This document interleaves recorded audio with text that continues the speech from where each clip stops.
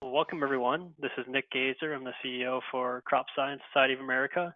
I appreciate your time and effort to join us this afternoon to host our second town hall focused on strategic planning. The last month in March, we focused on the landscape analysis, and this month we're looking specifically at Crop Science Society of America and the strategies and objectives and the process by which we've been undertaking our strategic planning over the last almost a year or so at this point.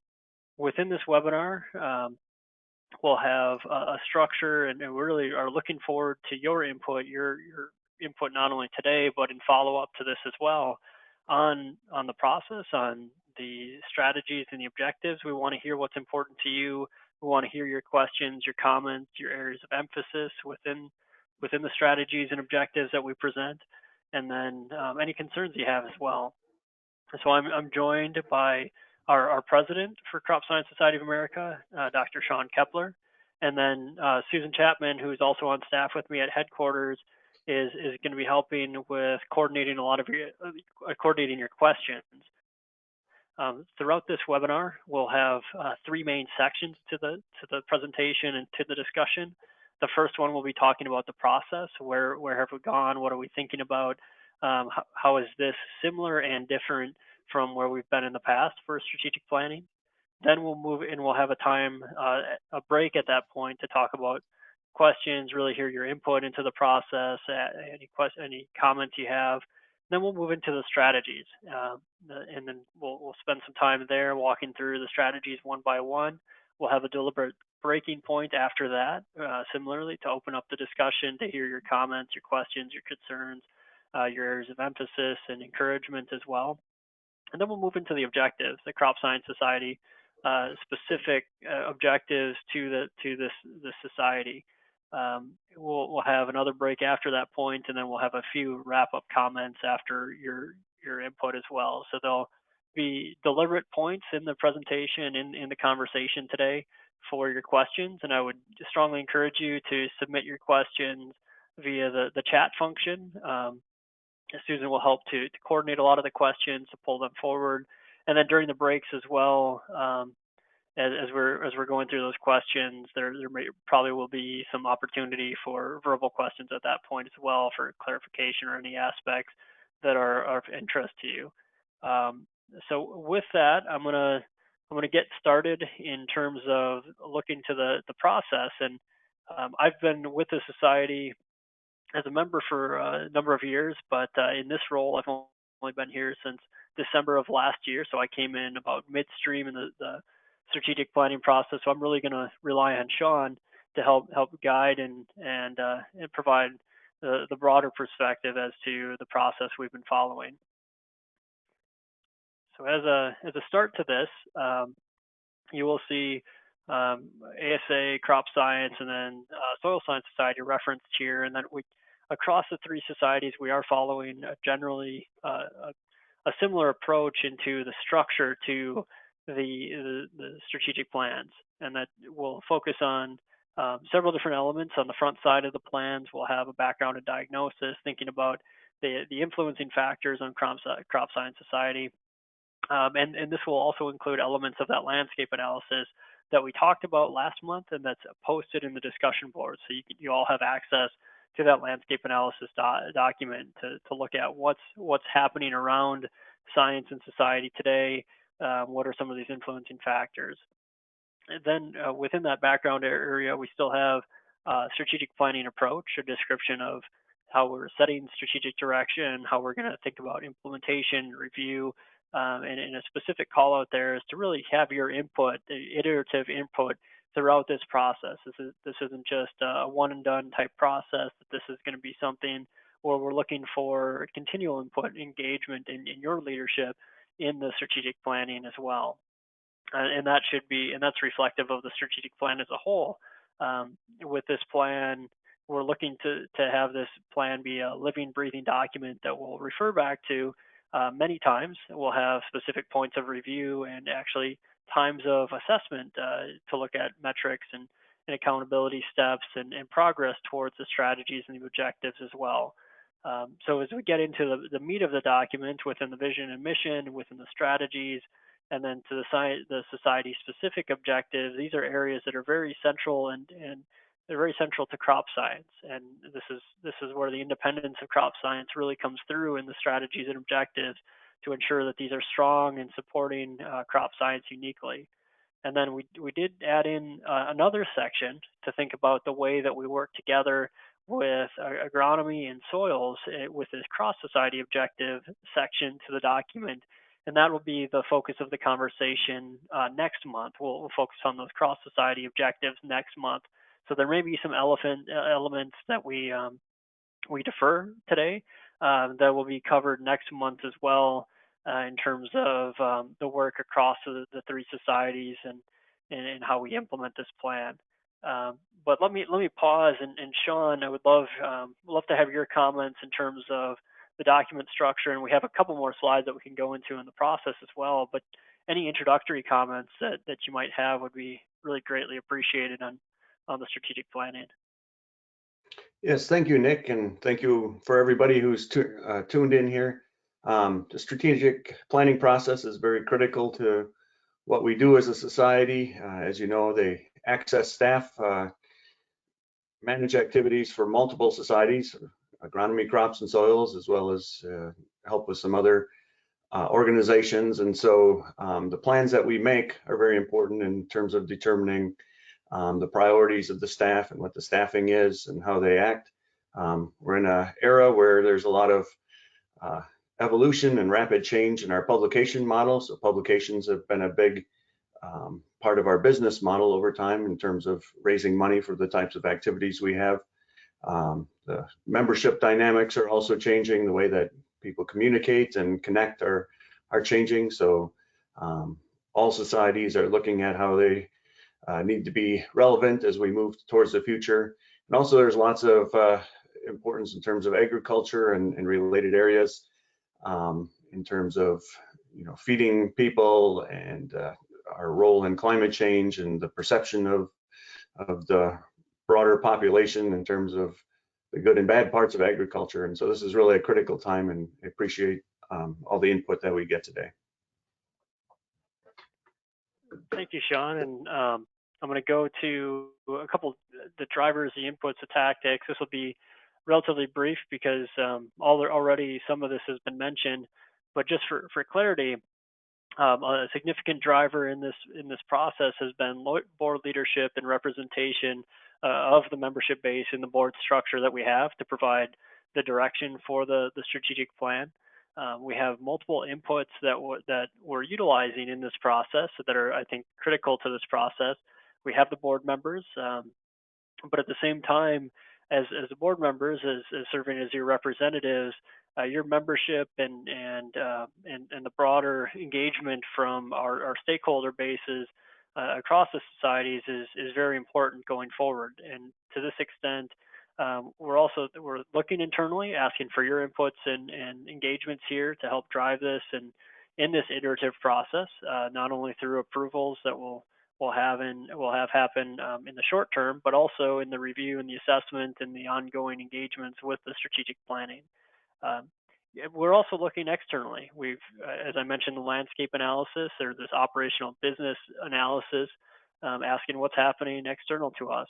What are those influencing factors, as Sean had mentioned as well, and who are the partners and collaborators that may have some inputs that we've worked very closely with together that might have some thoughts and some comments that they could lend to the process for our benefit.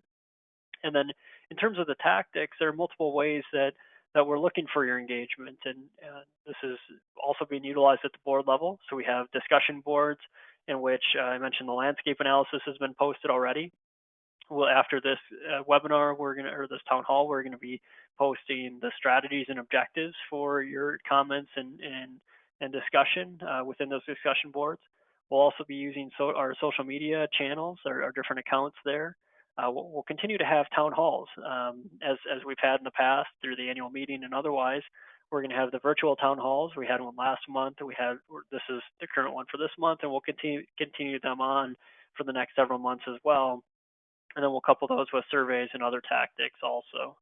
So just wanted to provide some clarity as to where the drivers are, the inputs, and then some of the tactics that we're looking at for to help reach you and really welcome in your comments and your input into this process. And so, Sean, I may ask to pull you in to this discussion here on the process a little bit more as well, because of my relatively short amount of time in this position. So, from the historical perspective, could you provide some comments on what we've done in the past, and then I have the next slide as to what we're doing in this iteration, if that would be all right.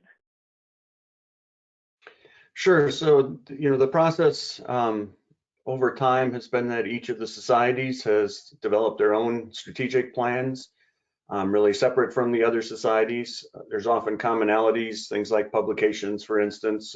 The journals are different within the different societies, but the overall support was similar across them. So each society had their own specific plans, and then the staff at headquarters helped to implement those plans in an efficient and connected sort of way. Last summer, we had a retreat in Florida to discuss strategic planning, and my understanding is it was the first time in quite a long time that all of the boards were together to discuss strategic planning, and so that was a unique part of the retreat. And as you'll see as we work through these slides, there's been some themes that are across societies, and that's what led us now to think of not only the society-specific components of strategic plans, but cross-society components of the strategic plans as well, so that even in the dialogues among the societies that we can think about what are the priorities, and again, have the headquarters staff really help to support those.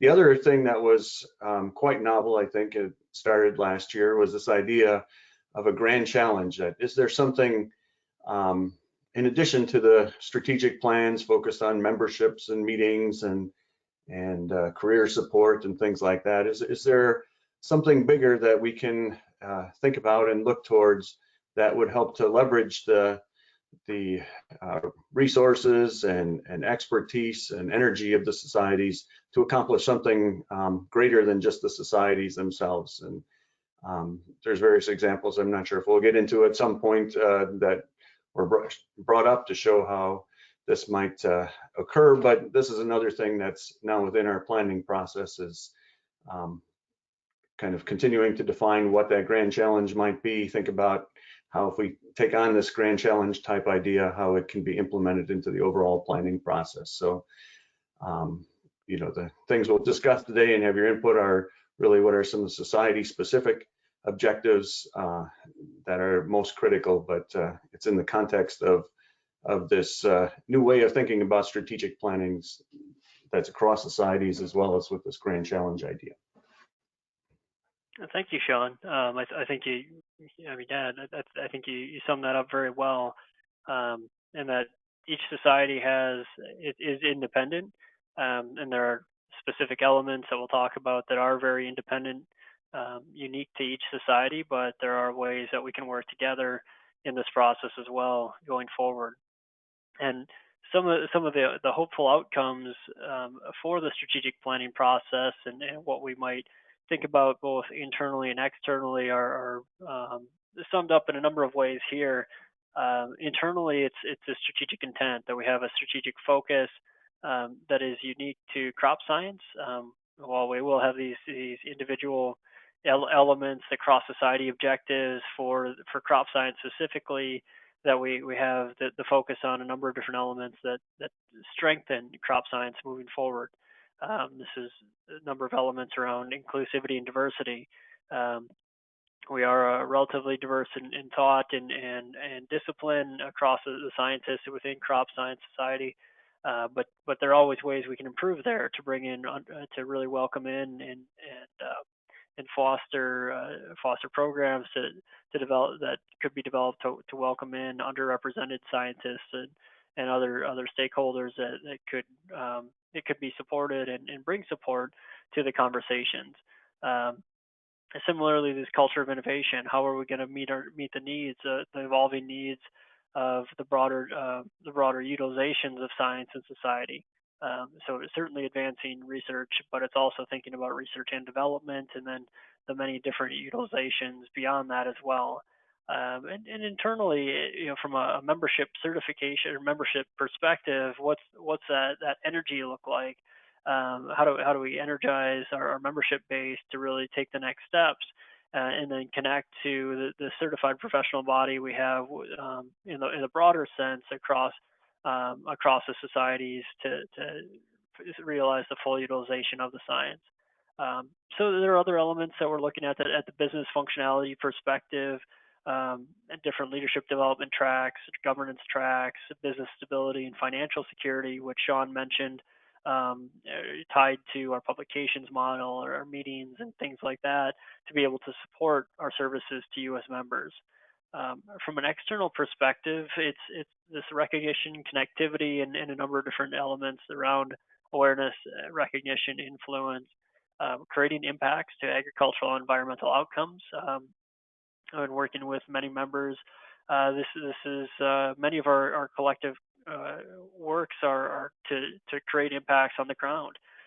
This is what we're thinking about from an internal and external perspective. And also from an external perspective, it's thinking about what are the leveraging opportunities or complementary opportunities in partnerships and collaborations. How can we bring unique skill sets together so that we're not trying to all have the same skill sets, but we can leverage our collective strengths to really advance our work together. And on a broader public science perspective, thinking about science literacy and utilization, public policy, and other arenas, and that could help hopefully lend greater support for science and development in society to create solutions for many of the issues that are facing us today. So I'm gonna pause here. I'll bring it back to this slide, but would welcome your thoughts, your comments, and perspectives on the process, and even these expected outcomes for the strategic planning process and where we go as a society into the next 2 to 3 years. So I'm gonna pause here, and Susan, I'll turn it over to you with any questions that have been submitted. And just as a reminder to use the chat function, and then during these breaks we'll unmute so we can have some verbal conversations as well. Great. Yes, Nick, there are actually a couple of questions that have come in. You can use that chat function as Nick referenced, or there is actually a question function that you can use as well. So the first question is, you referenced partnerships. What kinds of partnerships could help us, and who do we turn to? There are a number of different partnerships that. Well, first it's asking what have we already done, and we've had a number of different partnerships with other science societies, but also other groups that use maybe slightly different tactics or have slightly different goal structures than we do, and this can be across industry. This can be in policy advocacy groups. We've had a memorandum of understanding with, say, the Soil Health Institute. We've had a memorandum of understanding with the Nature Conservancy, and it's asking very uniquely what do those partnerships bring to the table? What do those organizations bring to the table in terms of skill sets or reach? So this could be communications, this could be scientific expertise, this could be not only from the earth sciences or life sciences, but also from a social science perspective in terms of affecting behavioral change. It could be connections to individuals that we have a hard time reaching. We're very good at reaching scientific audiences, but when we're trying to reach broader public audiences, it can be difficult, or industry groups or grower organizations. We have different levels of connectivity across these different audiences, and the partnerships can be leveraged in multiple ways for a communications element, for advancing scientific discourse and understanding that way. It can be helpful in a public policy arena, in coalition approaches to help support broader initiatives, whether it's for research funding or advancing the use of science in public policy, or other ways that way. But let me pause. Sean, would you have other thoughts that you'd like to add to that description?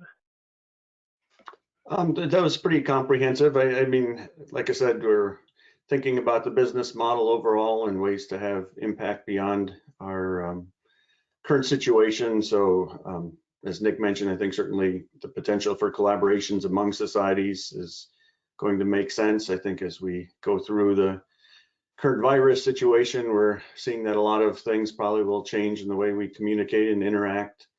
So you might imagine that there could be potential ways to connect with other societies in the future. And then as Nick mentioned, we also are thinking about how to be impactful beyond just a group of now largely public scientists. There certainly are industry scientists and policymakers who attend our meetings and are part of our societies, but you know, a lot of our focus has been on public researchers, and there's certainly a large landscape out there, from growers to people practically implementing solutions on the ground to food systems and things like that. So you know, I think we really don't know 100% what things will look like, but partly it's figuring out how to prepare for different types of partnerships and just having a lot of dialogue at this point to see what other new sorts of things might make sense, in addition to continuing the strong support for our core activities that we've supported in the past. Thank you, Sean. Susan, are there additional questions or comments at this point? Yes, there is another question. I've heard about the Grand Challenge. Where are we with this, and how do I participate? Yeah, and Sean, I'll pull you into this one as well. We're at least from the strategic planning perspective, what we're looking at with the Grand Challenge is to work and finalize the strategic plans first, just in terms of capacity across our membership base and especially with our board leaders and our staff as well. Where we're at is to work towards completion of the strategic plans, work on initial phases of implementation of those strategic plans over the next several months, and then we would pick up the Grand Challenge later this summer, or actually probably into the fall.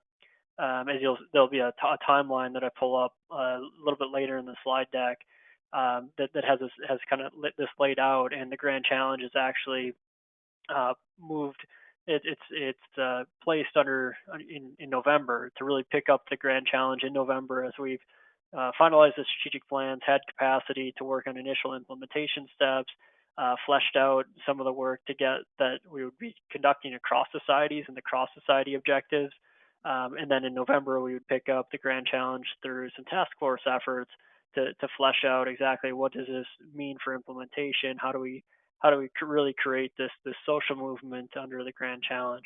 But Sean, I greatly appreciate your perspectives on this as well.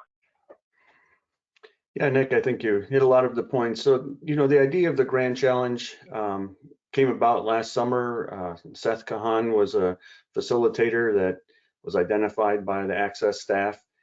And it was a process that started before we had this unexpected transition of CEOs. So we, you know, we were sorry at the end of the summer that Ellen had to leave. We're excited to have Nick here, but there was a little bit of a discontinuity in the process. So, you know, there's a lot of excitement and enthusiasm as we went through the process.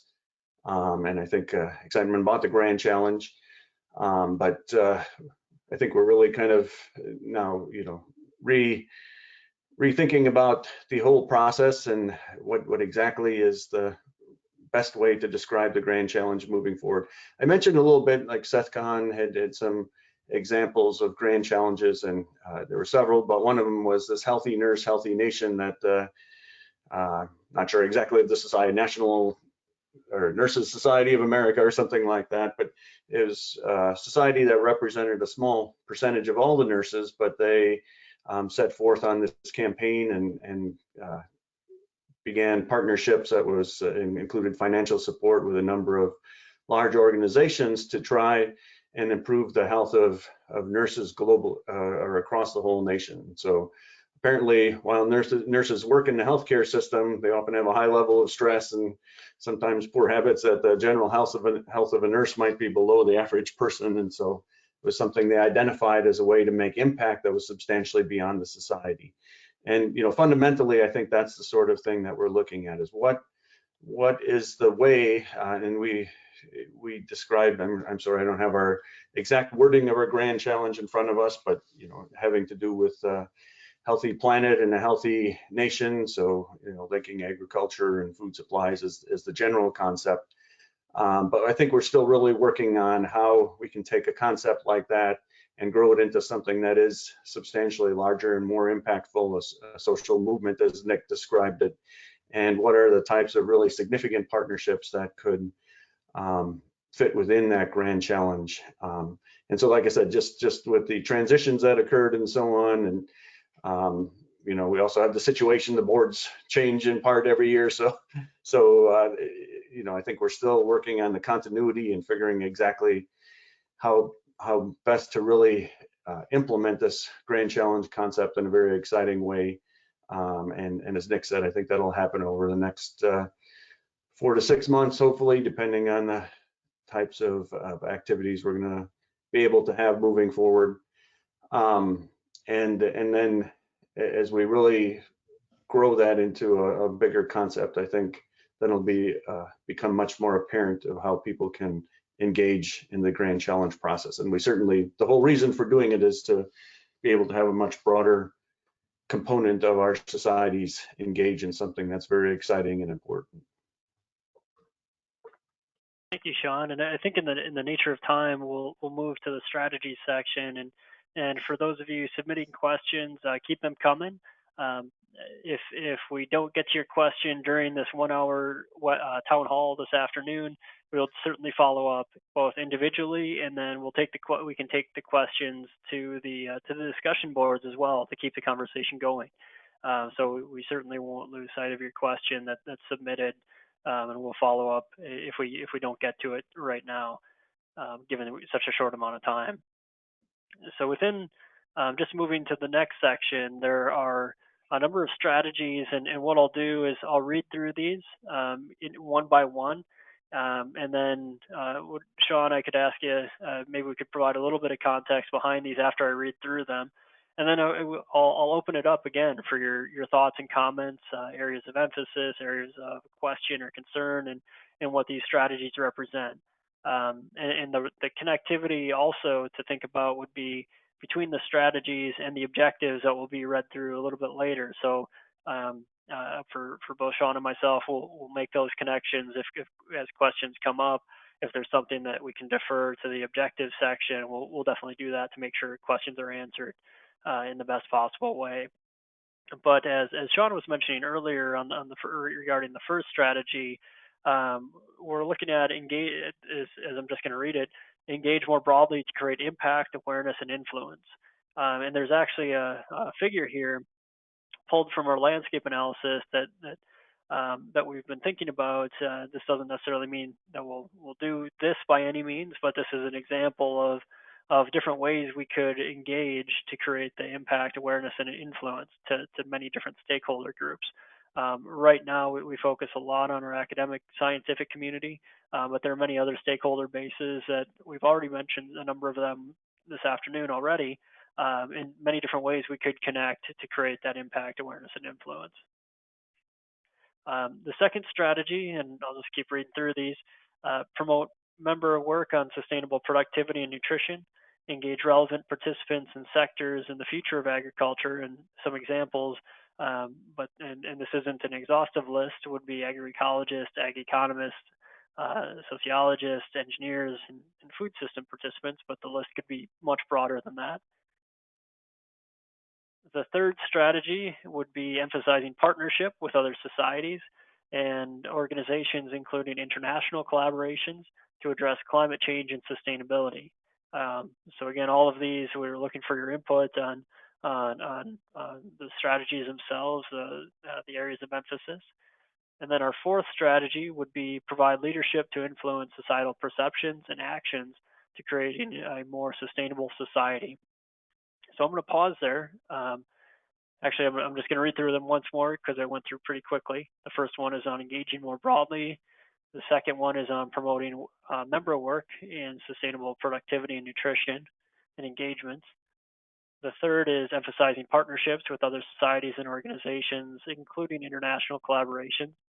And then the fourth one is providing leadership to influence societal perceptions and actions to create a more sustainable society. Let me pause here again. This would be a great time to pause and Sean, to welcome any comments you have on the strategies, and then to Susan, I can turn it back to you for any questions or comments coming in from the participants on the town hall this afternoon.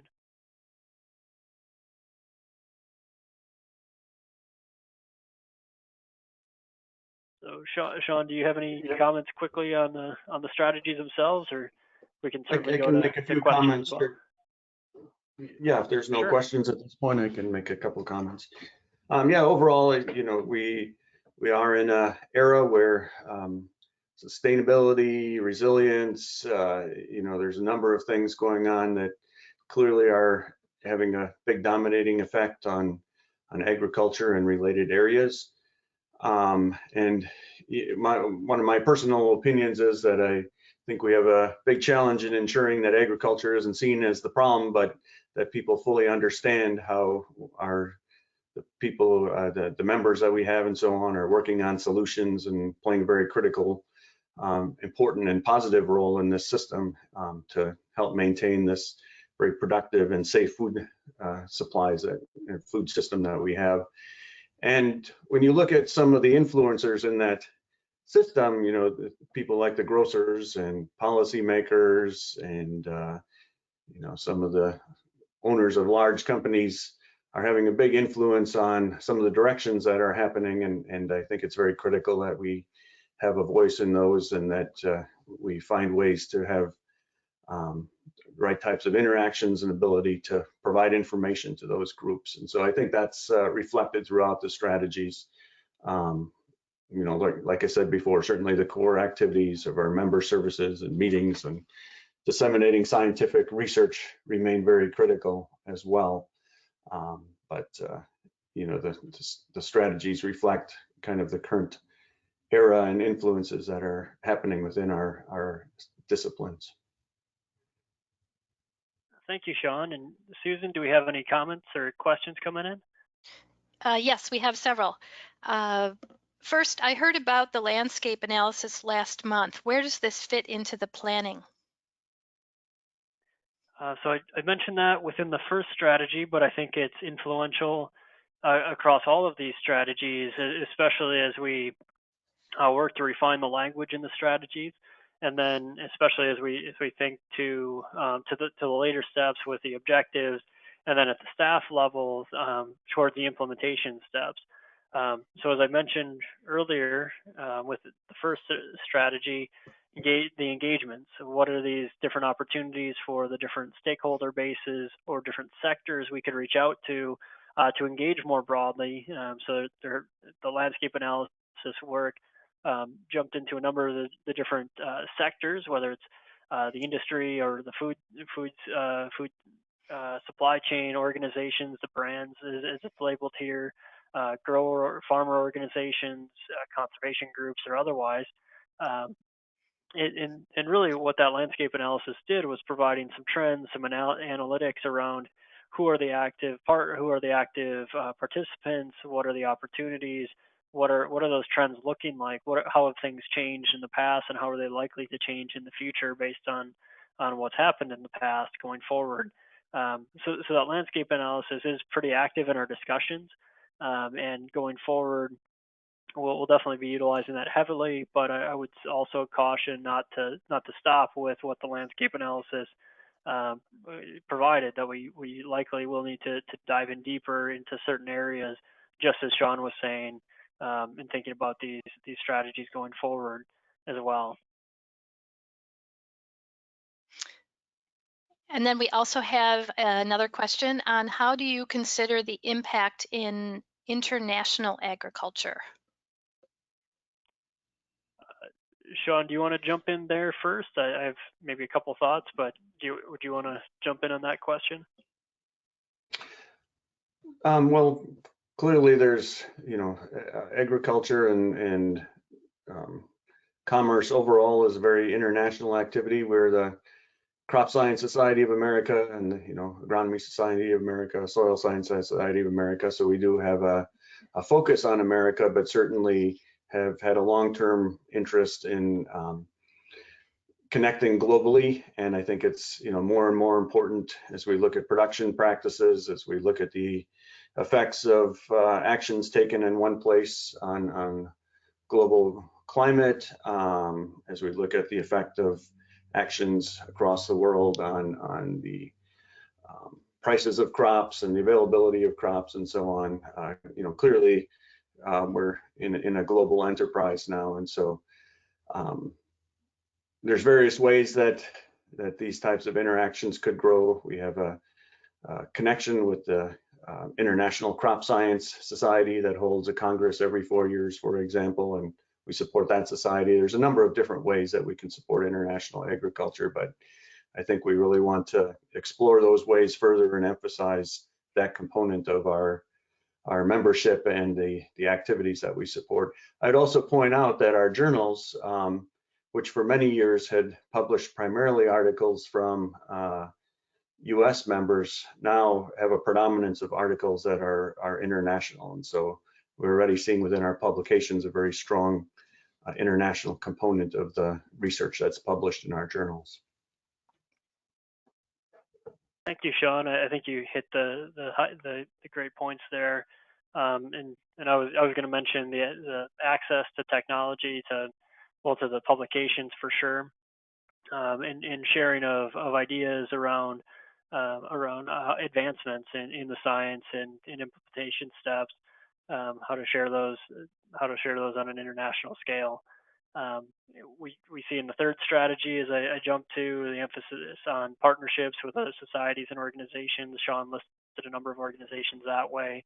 So certainly this is going to be a central part to where we're going at the strategy level, and you'll see it also within some of the objectives coming later on as well. But it's a great question, and we don't want to lose sight of where the impacts of the science could happen on a global basis for sure. Susan, are there any additional comments or questions at this point? Not at this time. All right. Yeah, definitely. This is great input, great questions coming from you all, and would again strongly encourage you to submit comments, submit questions as we're going through this. So really appreciate it. And then after the fact as well, keep the questions coming in, and we'll have a number of ways to engage in summary on the backside. So with that, I'll move to the Crop Science Society of America's specific objectives. So these would be objectives very specific to the crop science. And again, I'll mention that the cross-society objectives that were referenced a couple times earlier in the webinar or town hall, those will be the focus of next month's town hall, to dive into those deeper and think about ways we can work across societies. But for right now, the focus is very specifically on crop science and how we strengthen our society going forward. So similarly, I'll read through the objectives, and then I'll repeat it very quickly, and would love to open up your thoughts and to your thoughts and input on the objectives as well. And you will see some connections between the objectives and the strategies. That was very purposeful in design. So the first objective and looking to what could support crop science was looking at our publications. And Sean mentioned this earlier, but regarding our journals, obtain an impact factor, improve impact factor by 5 to 7% annually beginning in 2022, improve exposure and journal usage, and consider alternative metrics to supplement current standards in comparison to peer journals. So that's the first one. The second objective would be to recruit non-traditional members, increase disciplinary breadth of the society to include industry, practitioner, grower, and advocacy groups. So you'll see that partnership, that engagement perspective represented here with a few more specifics. The third objective would be to engage 5 top-tier employers across a number of different sectors. Examples, a non-exhaustive list of examples would be industry, public policy, nonprofit sectors to develop and launch a new membership benefits and stakeholder to develop and launch new membership benefits and stakeholder services. And then there were a number of additional considerations. Actually, this is as of current as of the last board call that we had for crop science. And these are still being fleshed out, as you can see. There are some concepts that we're working on, and again, these are all areas where we're looking for your input and guidance.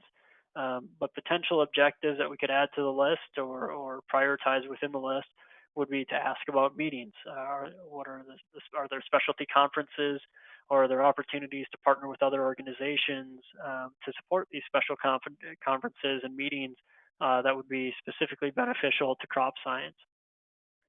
Similarly, in the potential objectives area would be looking at branding and more visibility.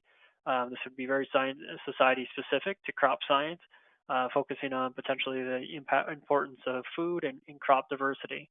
And again, these are two potential objectives that came out of the last board call, but we are still open and thinking about crop science specific objectives that would strengthen the society going forward. So I'm just going to jump back quickly and read through these or summarize. First one is looking at our publications and the impact factors, improving exposure and journal usage, and thinking about alternative metrics to supplement the current standards. The second one is recruiting non-traditional members, and thinking about reaching out to increase our disciplinary breadth of the society. The third objective is to engage five top-tier employers across a number of different sectors to develop and launch new membership benefits and stakeholder services. And then we had the two potential objectives, one around meetings and one around branding to raise recognition and visibility and the impacts that you as members are contributing to society more broadly, and then very specifically to crop science. So let me pause here and ask for your input. And Sean, any thoughts you have on the specific objectives as well? I know you've had some great guidance to the board and thinking very specifically about how these objectives could be leveraged to really strengthen the work and the prominence of the society moving forward. Yeah, I think I just want to emphasize what you said, Nick, is that this is still a developing area, so input is really valuable from all parties at this point. As we went through this process, it started turning out that there's a lot of objectives that were similar across all the societies. So things like inclusiveness and diversity, a number of aspects of our business model, the same issues were important across the societies, membership, the policy group that we have in DC, the advocacy and policy group, supports all three societies. So there's a number of very important things that are in the cross society objectives and a little bit reflected in a couple of these objectives as well. And so what we're really trying to think about now is what are the areas that are really specific to the Crop Science Society that we would have as an objective that maybe the other societies would not.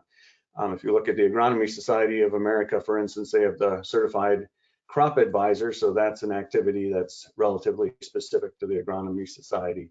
There's other ones for each of the societies, and so we're trying to make sure that we identify those things that are very unique and important, and give the Crop Science Society of America the potential to make a substantial advance in a specific area over the next 3 to 5 years.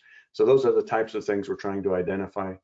I know Nick said the cross society ones were a topic for the next meeting. It's a little bit unfortunate we didn't have those for you because they have some really important things, and it just happens to be that those really important things are important to all three societies.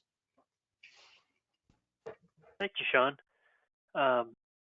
And Susan, are there any comments or questions coming in?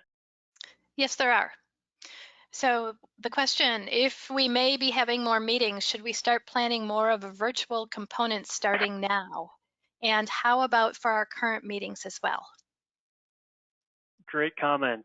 We are definitely looking at the virtual components, and it's a long range issue or topic that we're thinking about not only under the current situation we're under with COVID-19 and the number of meeting cancellations going on around us and the emphasis on virtual engagements, but also from a longer term perspective, from an inclusivity and diversity perspective, being able to reach many different audiences through the virtual means. So short-term needs, long-term needs, we're definitely thinking about it. We're looking at it, and actually within our meetings department, we're talking about even our board meetings coming up in May for Crop Science Society.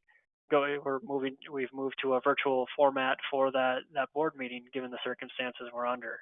So it's a great question. We are testing out a number of different platforms right now, and also virtual meeting services that could help support that. I would also offer that it's not a trivial undertaking to switch to especially something as substantial as our annual meeting with typically over 4,000 participants, to move that to a virtual format. But at the same time, we do have months to prepare, and are doing a lot of testing and looking at different options to be inclusive, not only from the in-person but definitely from the virtual meeting perspective going forward. To the component of the question, looking at it from our current meetings, we have decided, so this is more specific to agronomy and soil science, but there is some crossover into crop science. We put on a sustainable agronomy conference each year, and again, this is more on agronomy and soils, but that conference that was scheduled for August is moving to a virtual format. So this is typically a conference of 300 to 400 people, so not too small in nature, but it will give us an opportunity to test out at least one of the platforms for the virtual meetings. As of right now, we are for the annual meeting, we're looking at options, but we're still planning planning for an in-person meeting in Phoenix later this year. So we're gathering information, we're assessing along the way at every step, being very careful about that and thoughtful and systematic in that approach to help prepare for the multiple options that could exist for that meeting. But as of right now, the planning is to have that in person, and we'll assess as we get closer. Are there additional comments or questions coming in, Susan? Yes, there is one more. How will we really increase our reach for diversity in our membership? I've heard this in other efforts. How will we go beyond these? That's a great question, and Sean, I'd love to pull you in on this one as well. But some initial thoughts would be to be very thoughtful, very systematic, and deliberate in how we're bringing people in, and really thinking across the entire society. So this is the membership, who's there, but also very to be thinking about who's not there and why. Who can we pull in? How do we increase transparency? How do we increase inclusivity, or those pathways for people to come in, or the invites for people to come in that traditionally have been underrepresented in the society? So this has to be very pervasive across the entire society, and very thoughtful in every aspect of what we're delivering, from membership services to meetings to our publications to our communications and more. But Sean, I would definitely welcome your thoughts here as well. Yeah, Nick, I'm happy to make a few comments. So, the underrepresented and ethnic diversity is definitely a theme across many of the institutions and organizations that we work on. And so certainly is something that's important to the Crop Science Society. Within that area, a lot of our members have jobs and positions within universities, within industry, and so on. And so there's certain things that we as a society can do, but also just increasing underrepresented diversity across all of the institutions that our members have Jobs Act is going to also be an important component of this, and we can help to find ways to support maybe making connections with our career services and things like that to ensure that qualified people have the opportunity to compete fully for jobs. The other type of diversity is disciplinary diversity, and what are the groups of people that haven't been members of our society? And again, this is a personal opinion, so I'll take the heat for what for the opinions on this, but I feel like with our member services, we've been squeezing the same turnip in a lot of different ways, and there's only a limited potential to really grow membership within the group that has been our primary focus. But as we discussed before, there's a lot of influences and people who are active in areas related to agriculture. And so we mentioned, like the grocers industry, the producers are not somebody who necessarily are highly connected with their societies, non-government organizations, public policy makers. And, I'd say a big goal that I would feel we should have is to become attractive to a much broader range of people, more diverse in the types of jobs that they have, more diverse in the scientific backgrounds that they have for those people who are scientists, and grow our membership in that way. And that would also meet the goal of really facilitating interactions among much broader groups of people than we might have in the past. So I would look at diversity in two different ways. Thank you, Sean. Susan, are there additional comments and questions coming in? There is this one is a comment. As a longtime crop scientist who works in university and extension settings as well as in the seed industry, my perception is that agronomy and crop science have large need for stronger, more extensive public outreach and teaching, just what the agriculture industry overall and crop science specifically have done, do, and are planning to do in the future. My hope is that significant goals and efforts will be encouraged in this public teaching need to take CSSA and ASA and SSSA more widely to the public. I have experienced over the years great research scientists aren't always the best communicators of their work, and I have the belief that it takes special and targeted training to develop the best communicators possible to take scientific information to the public successfully. That's a great comment. And as Sean mentioned, we were limited in this town hall by the 1 hour time constraint, and a lot of those comments will be the central focus of the cross society objectives that have been referenced multiple times, in which the societies can work together, as was referenced within this comment. So it is unfortunate we weren't able to cover those in depth here on this webinar or in this town hall because of just the time constraint and the focus on crop science. But I agree. We do need better engagement with the public. There is a component here around partnerships and engagements that way at the strategy level, at the objective level, and then the branding, the visibility there as well. But what you'll see next month as we dive deeper into the cross society objectives, there is a heavy focus on translation, scientific translation. There's a heavy focus on education and broader communications as well. And actually, this goes back to the very first objective or strategy for crop science as well, the engagement piece. Engagement can mean many different things and will be defined continually at the specific objective level and those cross society objectives. We've touched upon it a number of different ways throughout these objectives, and I think education, teaching components are critical.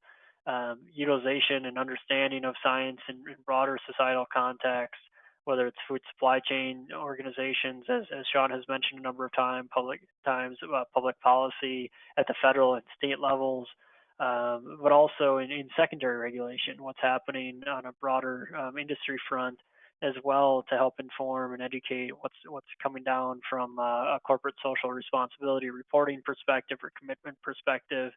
So there are many ways we can engage for education as well. But Sean, would you have any thoughts there before we turn to the wrap up steps here for this town hall? Yes, absolutely. I mean, outreach and communication in various ways is within the priorities that we have. You know, with all of the things, so we talked a little bit about the business model. So activities that we take on that are funded out of our other business activities are the ones we have to, you know, figure out exactly what are the most critical things and the things that make sense. And so, you know, I think that's one thing that to date has limited our ability to have more in the communication areas in terms of staff support at headquarters. And then I also think, you know, with a lot of topics, and this might be one of them as well, we have discussions about what are the best ways to support members' activities in certain areas